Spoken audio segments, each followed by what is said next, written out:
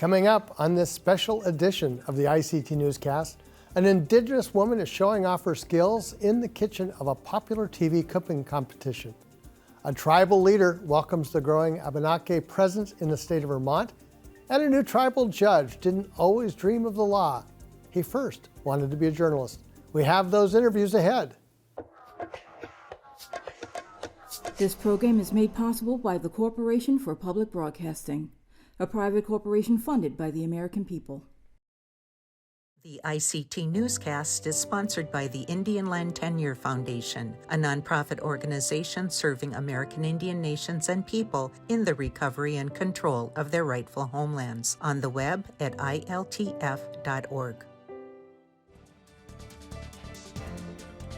Support for the ICT Newscast with Aaliyah Chavez comes from the Arizona PBS studios in Phoenix at the Walter Cronkite School of Journalism and Mass Communications at Arizona State University.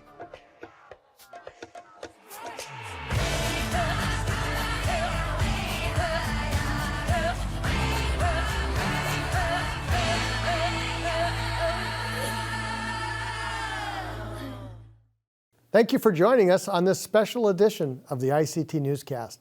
I'm Mark Trahan. A former policy analyst is using her Indigenous cooking skills on the second season of PBS cooking competition, The Great American Recipe. The show, Maria Givens says, is an opportunity to share food, ways people have been using for thousands of years. Former ICT producer Vincent Moniz has this story. When Coeur d'Alene citizen Maria Givens wasn't with her father in court, she was fishing and berry picking with her mother in the Idaho mountains. The former policy analyst is using her Indigenous food knowledge on the PBS cooking competition, The Great American Recipe. Maria recently spoke with Sandra Hale-Schulman about how she blended her love of cooking with her education. So I grew up in Coeur d'Alene, Idaho, and I've been cooking since I was probably 10 years old. My mom taught me how to make enchiladas and just cook for the family. We're a busy family of four, and learning how to cook was just part of the gig of growing up in our family. And so I've just fallen in love with, cooking. I love cooking for my friends, my family, and just kind of, there's so much to learn and so much to create when you're cooking that, that's kind of where it started. I graduated from the University of Washington with a bachelor's in American Indian Studies and Political Science, and then went to Washington, D.C. and was working on salmon legislation in the Senate, and then the Native Farm Bill Coalition when I worked at NCAI. And then it was there where I kind of realized, all these things that I really care about are connected through food. Environment, economic development, just cooking and culture and hanging out with people could all be connected through food. And so that's when I decided to go get my master's degree in environment and sustainable food systems from the University of Colorado in Boulder. And that just kind of opened up this whole big world of food and food systems. And I just have fallen in love with it. Givens tells us how much salmon is tied to her people's foodways and how inventive they have to be to feed everyone. I'm Coeur d'Alene, and so salmon is part of our culture. We're salmon people. And so salmon is what we would always have. If I was feeling a little bit sick, my mom would, here, have some salmon.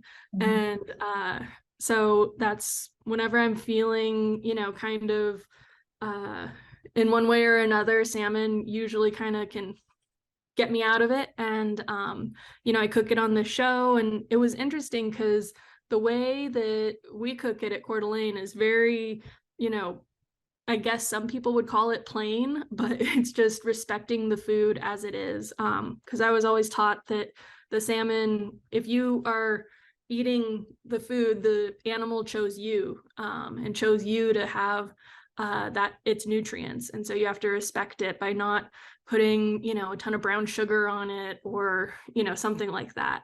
And so, I love salmon. We usually cook it over an alderwood fire.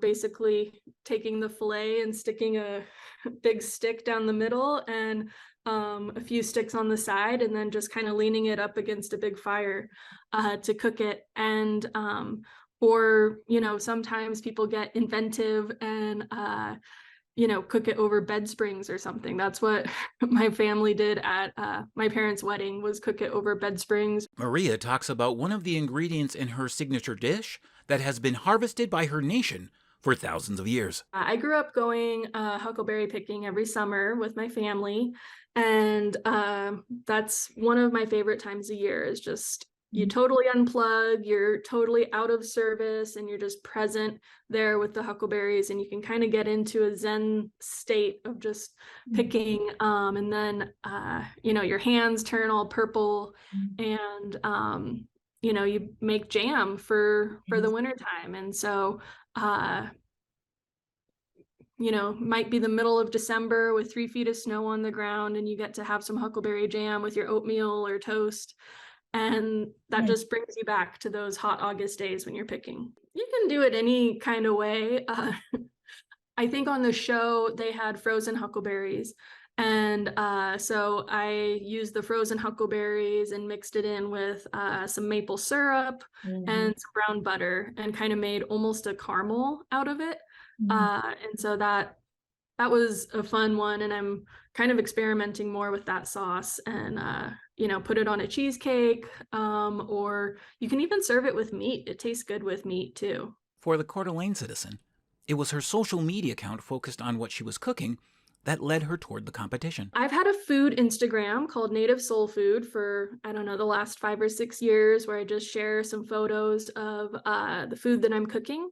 And somewhere buried deep in my DMs, there was a message from a casting agent from LA, and they couldn't really tell me what the show was or anything, but they're like, "Are you interested in being on TV and cooking native foods?" And I'm like, "Yeah, sure, that sounds great." And then after a bunch of rounds, finally found out what the show was. It was on PBS, and that I'd be heading to Virginia for a month to go cook. I think meeting the other folks on the show was the most exciting part. We all got super close, just in the bus on the way to set, or there's a whole lot of downtime when you're shooting a TV show. There's, the judges have time where it's only them on camera and we can't be there. So we're hanging out in our little room, or we're waiting for the cameras to get set up, or anything like that.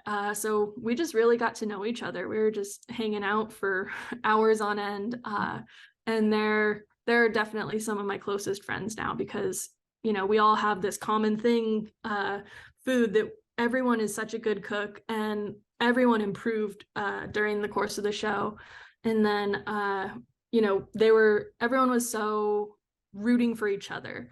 And that was one of the best parts of it. And they were like, "Okay, but don't forget to salt blah blah blah, or to cut your things in this way," or we're all trying to help each other out. And finally, Maria Givens says she took it as a personal responsibility to share how much of everyone's food comes from Indigenous people. I think that I know that the primary audience isn't going to be Native people or Indigenous people. It's going to be largely non-Indigenous people, and I kind of wanted to educate throughout the show and let them know that so many of these foods that they love actually have Indigenous roots, like corn and salmon and squash and beans, and all of those types of foods have an Indigenous root here because of Indigenous people. If you'd like to watch Maria Givens using Coeur d'Alene foodways, check your local PBS listings. In Bismarck, North Dakota, Vincent Moniz, ICT News. Abenaki tribes in Vermont worked for decades to gain recognition from the state, and their efforts paid off beginning in 2011. Today, 4 tribes are recognized by the state, but recognition is only part of the effort to restore the presence of the area's original inhabitants. Chief Don Stevens of the Nawakin Band spoke with ICT's Stuart Huntington about the work. Sir, welcome to our show. Thank you. Tell us a little bit about the relationship your nation has with the state. You don't have federal recognition, but you do have a relationship with Vermont. That is correct. We received recognition officially, legal recognition in the state of Vermont in 2011. Melhegan and Elnu Abenaki tribes were the first Abenaki tribes in the states to be recognized. In 2012, the Missisquoi and the Coassuck received their recognition. What are the top issues facing your community? We'll start first with the language. When we were first concentrating on culture, one of the top priorities, I mean, when I say concentrating, I mean, culture is always part of who we are, right? But I'm saying there are very few fluent speakers left of the Abenaki language. So we wanted to preserve the language so we have it for our grandchildren. And so I started working with the Middlebury College. They have a world-class language program. And we were working with them for food security as well, to see how we could preserve the language. And one of the Nulhegan citizens, Jesse Bruchak, he actually lived with a fluent speaker for a period of time and learned the language. So he is the director of the Abenaki School of Language at Middlebury College. Middlebury College agreed to pilot it like 3 years ago, and now it's a one of their core 12 programs, in the summer. So it's an immersion class for 2 weeks, and then there's online classes. So the language is starting to be spoken and heard more, and that also piggybacked into working with the state and the Vermont Commission on Native American Affairs to get our language on state park signs. When state park signs are replaced, it'll include English and Abenaki language. And we're also working with various parts of the state to rename wildlife management areas or other types of things, so our language will always be heard and hopefully spoken. And sir, you mentioned food as an issue. Yeah, well, since there's such a large health disparities with our community, we as a tribe, our responsibility is trying to find ways to feed our people. Because if you have lack of nutritious food, then you have higher health disparities. So it became a mission of our tribe to feed all of our people as best we can under food security. I don't call it food sovereignty because we don't have our own land. We only have a small part of a small amount of acreage that belongs to the tribe. So if you can't grow your own food, you have to rely on others. So it's a three-pronged approach. One was to get land access, so that way our people can gather natural foods and medicines through land access agreements, which includes, like gathering leeks, fiddleheads, natural foods and medicines like our ancestors did traditionally. The second was to work with farmers who did have land to help grow food. So we have a big garden program. We have a lot of growers that are producing food, and we're educating them on our food systems. And we recapture the seeds of our indigenous seeds, and we create a seed bank so we can give to our citizens. And we have three food distribution sites throughout not only the state of Vermont but New Hampshire to help feed our people. And then I work with the Fish and Wildlife Department to get our hunting and fishing rights, so that way people don't have to pay for their hunting licenses. They can go out and hunt wild game and be able to feed their family in that way as well. So we have a food program. We did acquire a bison herd a couple of years ago, so we have bison to help feed our people as well. So that's part of our meat production. Is the bison herd on your acreage? It is not. We have forest land in Barton. This is on a lease land that we lease from a farmer, and we pay them basically grazing fees. And sir, is there anything else you'd like to tell us? All we want to do is be ourselves and to be able to leave something for our children and our grandchildren, and to celebrate our culture just like everybody else wants to do. And I think that our people have been through a lot of adversity and still are. And I believe that we stay strong as a community. And if we can preserve our language, our culture, and our traditions, then that's all we can ask for. Chief Don Stevens, thank you so much for joining us. Thank you very much. I'll say adio. Nana wamazi olibam kani. Means goodbye. Take care until I see you again, and I hope you have safe journeys. Temperatures have been breaking records across the country this summer, but some middle school students in Phoenix, Arizona found a fun and educational way to beat the heat. ICT's Pacey Smith-Garcia tells us more. At the Montecito Community School, summer campers are taught substance abuse resistance strategies while learning about their culture. So Living in Two Worlds originated in correlation with the Phoenix Indian Center, our coalition, and also ASU. They created this curriculum because parents saw the need for it to educate our young ones about staying substance free, but also wanting to get them more involved in learning about their culture, especially if they're living here in the city or in an urban area and don't really get to go back home on their reservations or ancestral homelands. As a prevention specialist at the Phoenix Indian Center, I take part in organizing the Living in Two Worlds programs that we do with the schools and with the summer camps, and I have a background in education, elementary education, so I was a good fit with working with middle school youth. It feels good to give back to your community and to work with them, especially just because growing up in the city, I couldn't relate to a lot of people or a lot of natives. There weren't a lot at my school, so it's nice to meet a bunch of new natives. So we have middle school youth here, and they get really excited when we talk about culture or heritage, or it seems like their attention spans widen a lot when we talk about their values as Native peoples, stories from their grandparents or their families, and how it ties to their contemporary life here in the Valley. My favorite part about being here at camp has been seeing how much they've grown. They've gotten a lot more interest in who they are as Indigenous peoples.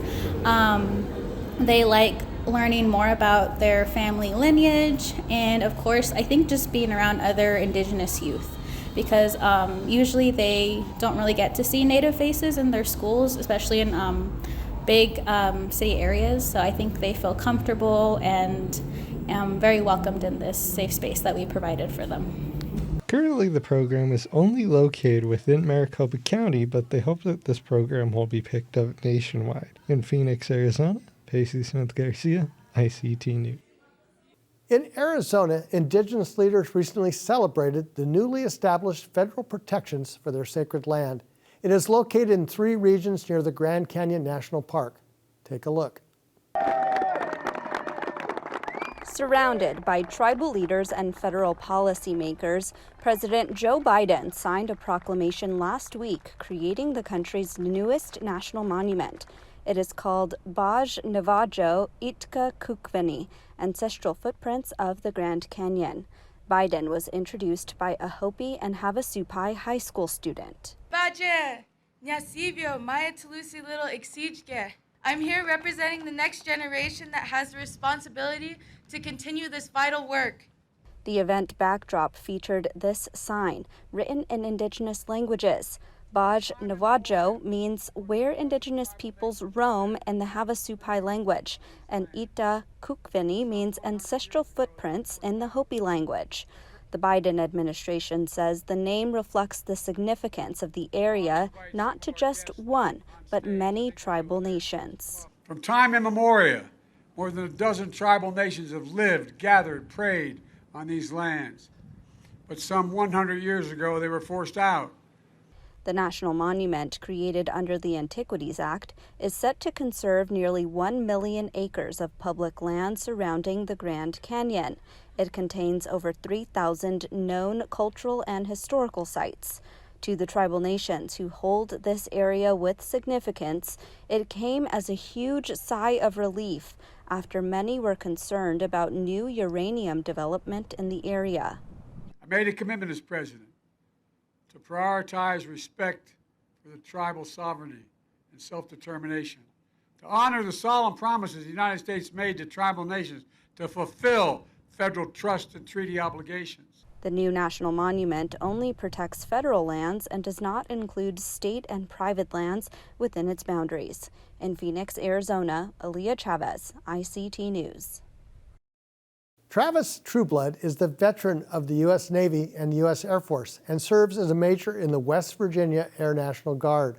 He volunteers mentoring Native attorneys and is an advocate for children in immigration removal proceedings. In June, Trueblood was sworn in as Associate Justice of the Supreme Court of the Nawatsepi Huron Band of the Potawatomi. He visited with ICT's Jocelyn Estes recently and told her law wasn't his first career choice. He initially wanted to be a journalist.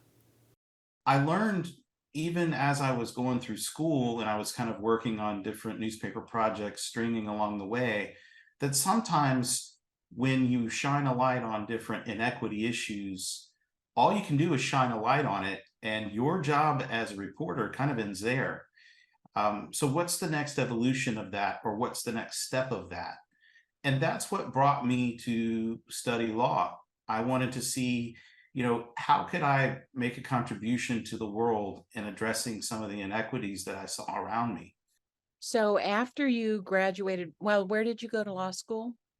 I went to law school at Florida State University, which, as a lot of people probably know, Florida State University is one of the universities that has a very prominent Native American mascot, which has been a source of controversy over the years. So I went there for undergrad and I went there for law school. So I had a front row seat to that while I was there. So even as a law student or an undergrad student, there were protests on our campus about it. I would constantly get asked as a Native student at the school how I felt about it, because there weren't many Native students at the school, and part of that might have been because of the mascot. However, for me, Florida State was an excellent choice, and it gave me a real opportunity because it was located in Florida State Capitol in Tallahassee. So while I was studying law, I worked in the governor's office for 2 Florida governors on Indian affairs while I was a law student. So the bigger opportunities for me were there, despite some of the controversy that revolved around the school. What did you do after you graduated? Around the year 2000, that's when Indian gaming really started to take off. Yes, there were tribes that had gaming before that and going back, but this is when it really started to take off. So you had in the legal industry a lot of bigger law firms that were attempting to meet that business challenge. Basically, they wanted the business of tribes who were getting into gaming. They saw big money there. So a lot of the bigger law firms in DC and out west were scrambling to hire Native American lawyers. They wanted that kind of diversity on their staff and in their offices, in hopes of landing these big clients. So even me, as not the best student in the world, however, I was a good, solid student, I was part of one of those big hiring pushes. I got picked up by a large law firm and went to DC and started working there in pretty complicated Indian affairs related matters for several different tribes. I only stayed at the big law firm I worked with for about 1.5 years before I ended up going out on my own and learning how to do this. How do you actually practice? What happens when you go to court? How do you do that? And so I set out to teach myself that. I made a lot of mistakes in the beginning. I practiced in a lot of small county courthouses around Florida. And that's how I learned. I learned by trial and error. So I really am a trial attorney at heart. I am very comfortable in the courtroom. Once you went out on your own, what kinds of cases did you get? Literally everything. So I've been really fortunate along the way that I've had great mentors. And I hope, I can't speak for it because I don't really know now, but I try to mentor younger lawyers as I can through our different bar associations. But I hope and I hope that system and mentorship continues. I think it's important for younger Native lawyers to have older Native lawyers to help mentor them along the way. This profession is not just all about the money. And frankly, if you're here just for the money, you're in the wrong place. There are easier ways to make money. If you're here because your heart's in the right place and you believe in the issues that you're working for, I believe you can have a really fulfilling career. I have no regrets about going to law school. I have no regrets about being an attorney. I love what I do. I love the clients that I have and the organizations that I work for. And it's really been a blessing to have people trust me with things that they're facing in their lives, or organizations to trust me, or tribes to trust me, to help them with some of the most serious things that they've ever faced in their lives. So now, going from that kind of array of different cases that you took on as a private attorney, what was it that about becoming a justice for one tribal court appealed to you? And I'm thinking that possibly there are cases that come before this tribal court where there are issues that are important, of particular interest or import to you. So what was it about this job that appealed to you? I think this is a fantastic opportunity, and I like what they're doing, how they have dedicated themselves to really living as a sovereign, setting up an independent and impartial judiciary. And so that's what brought me to them. And that's a slice of our Indigenous world. For all the latest, visit ictnews.org. From all of us in the newsroom, stay safe, my relatives.